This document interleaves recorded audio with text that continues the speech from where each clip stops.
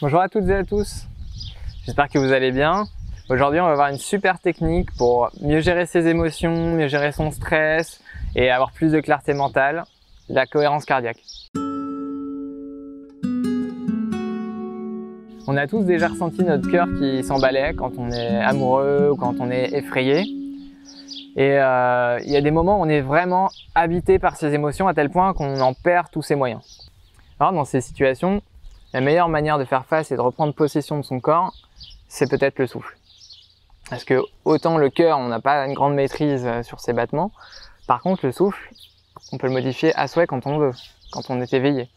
Et aussi, quand on dort, heureusement, il se maintient tout seul automatiquement. Donc on voit bien que le souffle, c'est vraiment le lien privilégié qu'il y a entre ce qui est conscient et qu'on maîtrise et ce qui est inconscient qu'on a un peu plus de mal à maîtriser. Donc avec la cohérence cardiaque, on va chercher justement à rythmer ce souffle volontairement de manière à faciliter l'harmonisation du cœur, des pensées, des émotions. C'est une technique qui nous vient du yoga et qui est tellement efficace qu'ils l'ont même utilisée à l'armée, notamment par les pilotes de chasse. Donc si ça marche à Mach 2 en plein combat aérien, ça marchera sûrement pour nous. On va pouvoir commencer. Si pendant la séance vous ressentez un inconfort, vous vous sentez essoufflé, n'hésitez pas à reprendre votre souffle normalement, faites une pause, vous reprendrez la session un peu plus tard. On va pouvoir s'installer confortablement, on va partir sur 5 minutes d'exercice de cohérence cardiaque. Pendant l'exercice, on va suivre la sphère bleue. Lorsqu'elle va monter, on va inspirer et lorsqu'elle redescendra, on va expirer. C'est parti. On va commencer par relaxer le corps, quelques instants, relaxer le visage, tout le haut du visage, les sourcils, les yeux, relâcher la mâchoire, le bas du visage, la langue. Toute la tête se détend, se relâche, les épaules aussi, bien relâchées, bien détendues. Relâchez aussi les doigts, les mains. On va maintenant pouvoir passer à l'harmonisation du souffle. On va rythmer le souffle en faisant 5 secondes d'inspiration, 5 secondes d'expiration.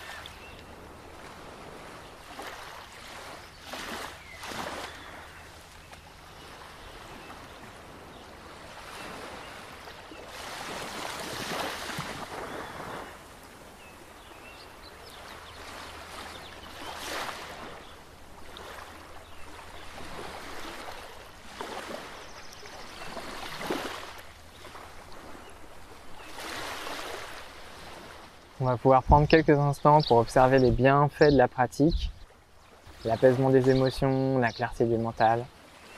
Et tous ces bienfaits sont liés au fait que le cerveau reptilien va être désamorcé par la cohérence cardiaque et la cohérence cardiaque va réenclencher le cerveau cortical qui a des raisonnements plus fins et plus complexes. Pour expliquer plus précisément ce qui se passe lors d'un stress dans le corps humain, le physiologiste Walter Bradford Cannon a mis au point l'image de fight or flight.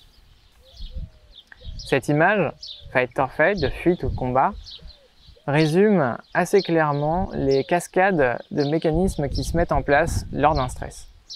Lors d'une fuite ou d'un combat, le cœur va s'accélérer, les poumons, les bronches vont se dilater pour avoir plus d'oxygène, les vaisseaux sanguins au niveau des muscles qui vont servir à la course vont se dilater pour avoir plus d'irrigation sanguine.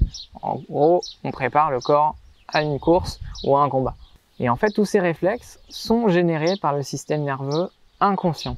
Le système nerveux inconscient, c'est le système nerveux qui dit à notre estomac de se contracter quand on digère.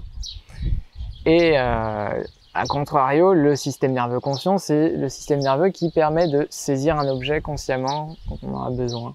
Voilà. Ce système nerveux inconscient est composé de deux éléments.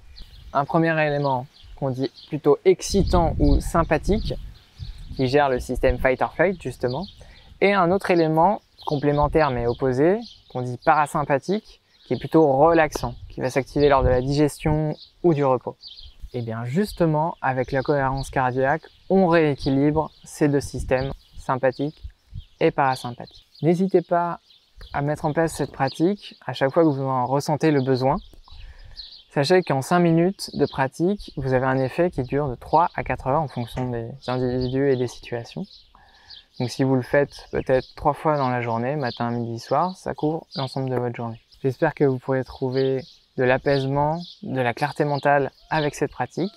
Si jamais vous avez aimé cette vidéo, n'hésitez pas à la partager avec vos proches, à la commenter bien sûr, et n'hésitez pas à vous abonner à notre chaîne YouTube pour nous retrouver sur nos prochaines vidéos. À très bientôt, namasté.